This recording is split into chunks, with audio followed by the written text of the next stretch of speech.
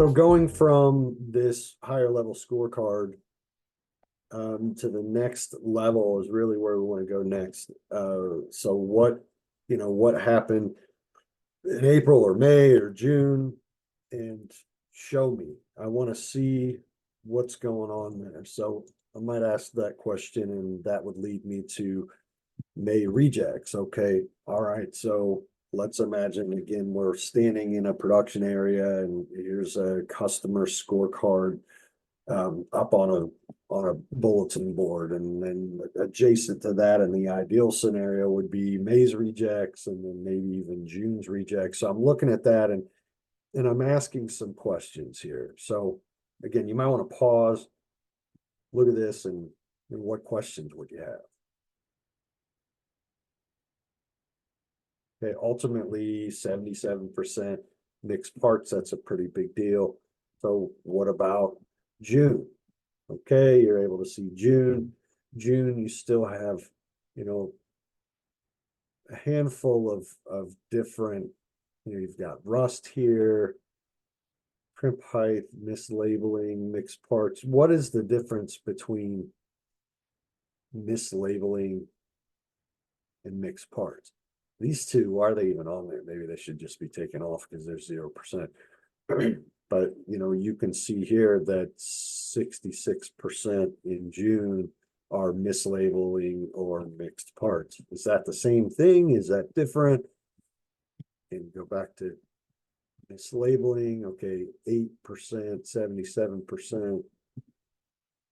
Could be the same nonconformance or same rejection classification, but it's just put in the wrong spot. Who knows? But now we're going, all right, we're following the trail from customer scorecards and what was from the production standpoint, post analysis, what are the causes or defect codes associated with those complaints.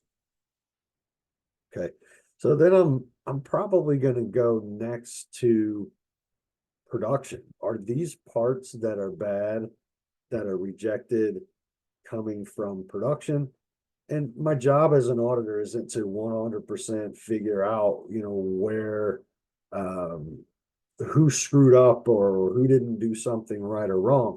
But I just want to follow the trail. And that's why it's really important to start with data. If you actually had this information ahead of time, which for some auditing sectors like automotive, that this stuff is a requirement. You want to see this before you go out and do the audits so that you can kind of use the data to tell a story.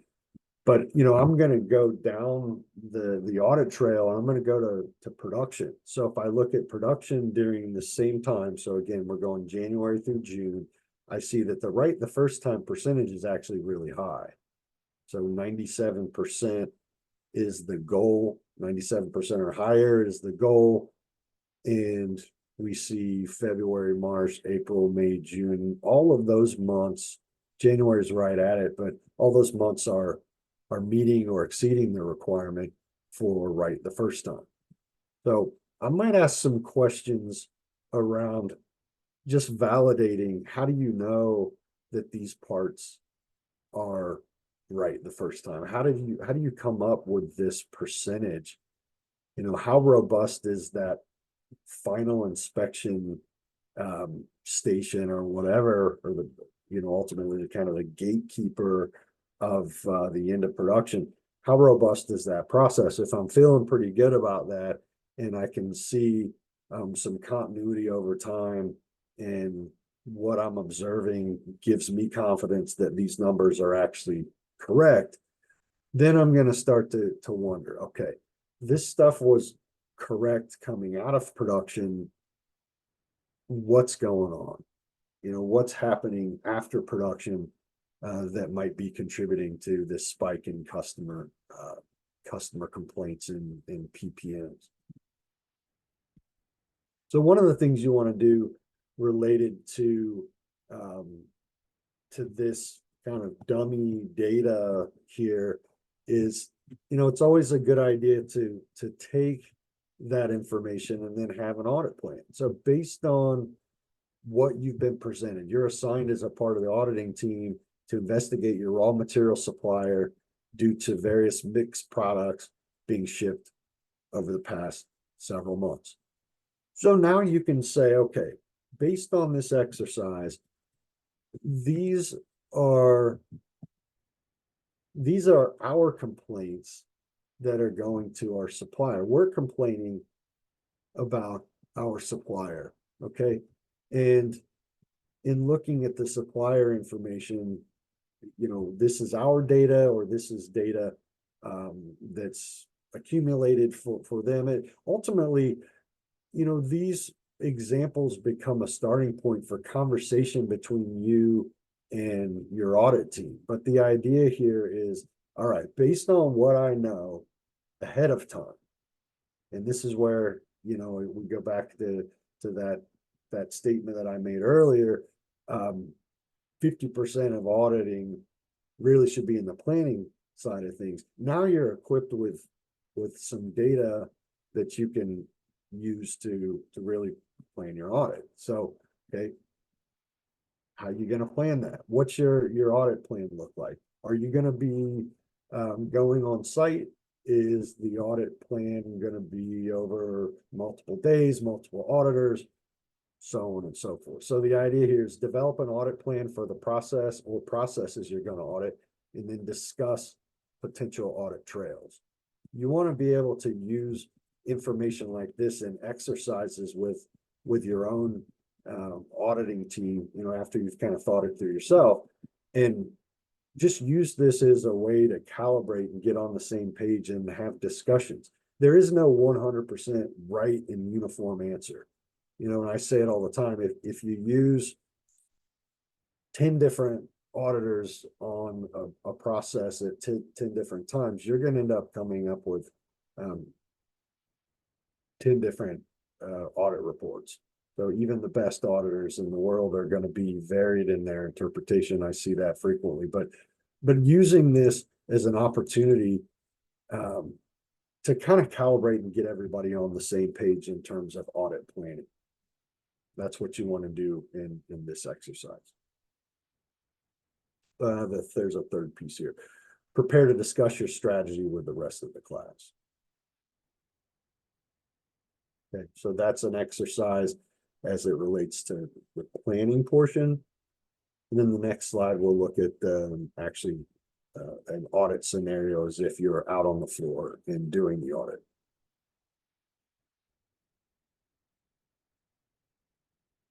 All right, there's a lot of words on this screen, so bear with me, but this exercise is the do portion.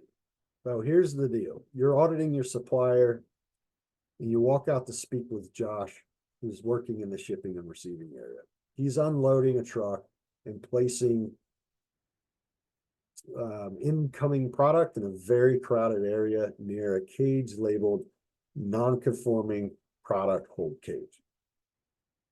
There's a handwritten sign hanging from the cage stating, "Do not place any product in front of the hold cage door." And that's signed by the quality manager. Ironically, this sign is barely visible because of all the material staged around the cage. After several minutes of observing the area, so you're standing there, you're observing the area, you're seeing how things are flowing and how material's stored and what Josh is up to, Josh loads the empty truck with product that appears to be ready for shipment to the customer. He's loading an empty truck with these products. Work instruction WI0023 states that red tags are to be placed on non-conforming product and or each tote containing suspect material. Okay, so you need to push pause and let that sink in for a second. Go ahead and do that.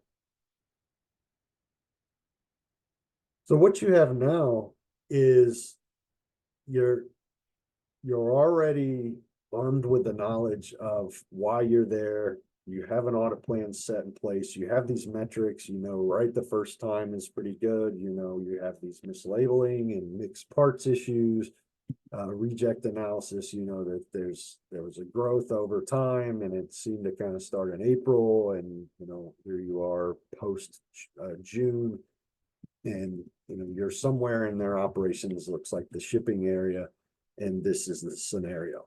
So one of the things I challenge you with this exercise to do is develop an internal audit checklist with no more than 10 questions. So just cap it at 10, and it doesn't have to be questions, they could be prompts.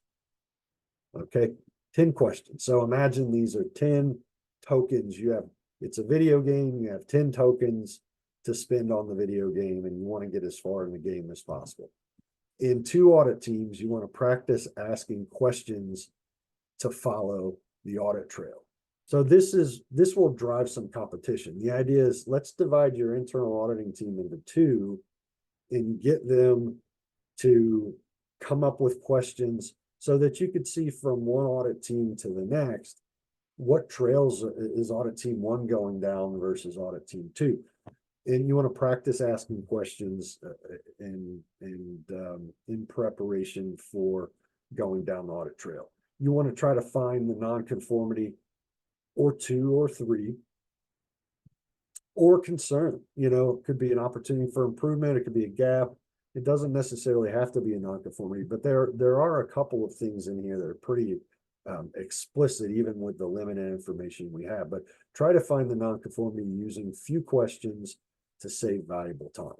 So if you think about your questions as being time, maybe one question is 10 minutes. So you've got, 100 minutes, and that's all that you have. But try to get to a finding that actually means something in as little time as possible.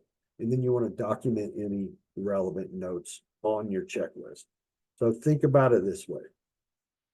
This is an exercise. You're going to do this exercise. You're going to have 2 teams. They're going to come up with questions. They're not going to show each other what the questions are. And those team members will write those questions down. You can act as Josh, you can role play, you can be up there asking questions. You want this to be a fun exercise. But the idea is,